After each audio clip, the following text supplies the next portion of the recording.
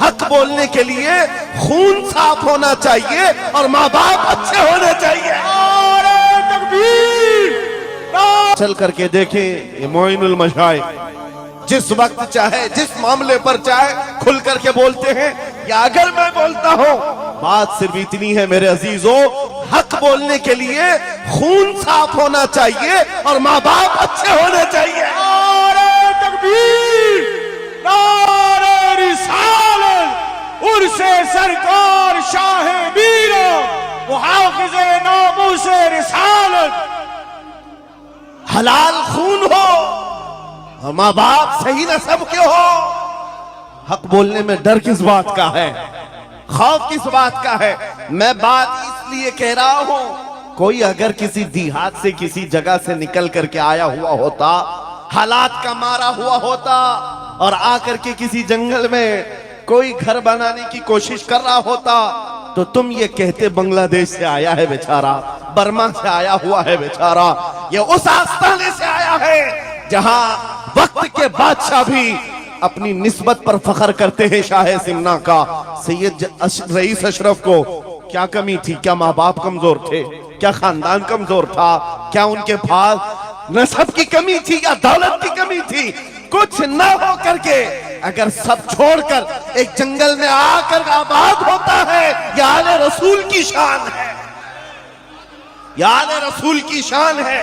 इसलिए मैं आपको बिला मुबालगा ये बात कह रहा हूं। मुझे फख्र है इस बात के लिए क्योंकि मेरे बाप ने बचपन से हमें तीन चीजें सिखाई है जो रसूल पाक की हदीस है। मेरे आका ने फरमाया, अल्लिमू औलादकुम सलासा खिसाल, हुब्ब नबीयिकुम व हुब्ब अहली बैतिही व तिलावतल कुरआन। मेरे आका ने फरमाया अपने बच्चों को तीन बातें सिखा करके जाना। नंबर एक, अपने नबी की मोहब्बत सिखाओ। नंबर दो, नबी की अहले बैत की मोहब्बत सिखाओ। और नंबर तीन, कुरान पाक सिखा कर जाओ। हमें बचपन से हमारे माँ बाप ने ये तालीम दी है, इसीलिए आप इस चीज को महसूस करें। मेरे लिए जो सरमाया आखिरत है, जिसको मैं समझता हूं, यही वो मिंबर है जहां मेरे इधर भी उधर भी वो सादात बैठे होते हैं जो करंट से ज्यादा मुझे पावर दिया करते हैं।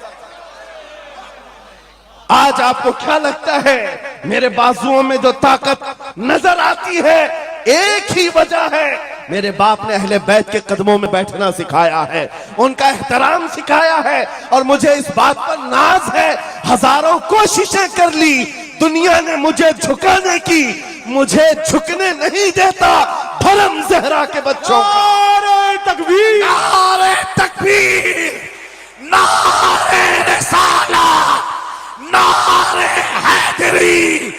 अल्लामा मुफ्ती सलमान आसारी, अल्लामा मुफ्ती सलमान आसारी और से सरकार शाहे मीरा।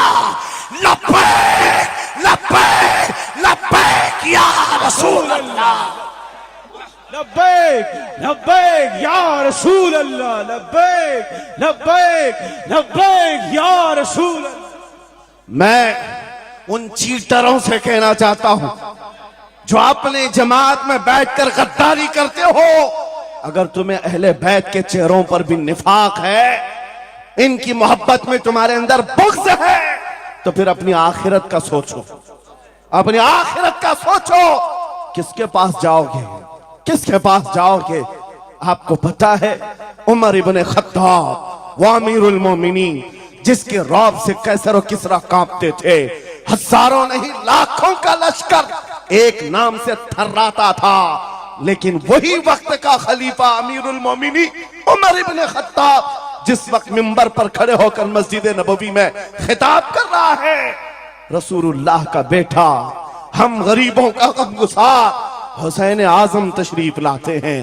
मस्जिद में आकर मिंबर पर देखा और कहा, मेरे बाप के मिंबर से उतर जाओ, अपने बाप के मिंबर पर जाओ। ये किसने कहा? हजरत उमर ने नहीं कहा बच्चा कहां से आ गया। हुजूर के इंतकाल के बाद अहले बैत का सिलसिला खत्म हुआ, फौरन वक्त का खलीफा उतर आता है, अमीरुल मोमिनीन मिंबर से नीचे आ गए, घुटने जमीन पर रखा, घुटने जमीन पर रखा और कहा, शहजादे आपने बिल्कुल सच कहा, ये मिंबर आपके बाप का है, यह आपके नाना का है, मेरे बाप का कोई मिंबर नहीं। उमर के पास जो कुछ है वो आपके नाना का है, जो कुछ भी है वो आपके नाना का है। खाते हैं इनके घराने का, भोंकते हैं इनके घराने पर। ये न मिजाज फारूकी है, न ये मिजाज सिद्दीकी है। आपको मैं बताऊं, फिर हजरत उमर ने क्या कहा, अगर शहजादे आप इजाजत दे दें तो मैं मिंबर पर चढ़ूं।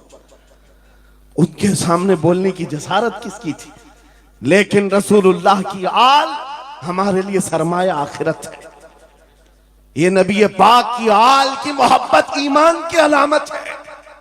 बेटा उमर फारूक रज़ी अल्लाह ताला अन्हु का है, आम नहीं है, वो भी सहाबी रसूल है, सहाबी रसूल हैं। बाहर किसी मामले में तकरार हो गई इमाम हुसैन के साथ, वो हजरत अली के बेटे, ये हजरत उमर के बेटे। आपको ऐसा लगता हो तो सुनो, हजरत उमर तो खिलाफत पर थे, हजरत अली नहीं थे उस वक्त।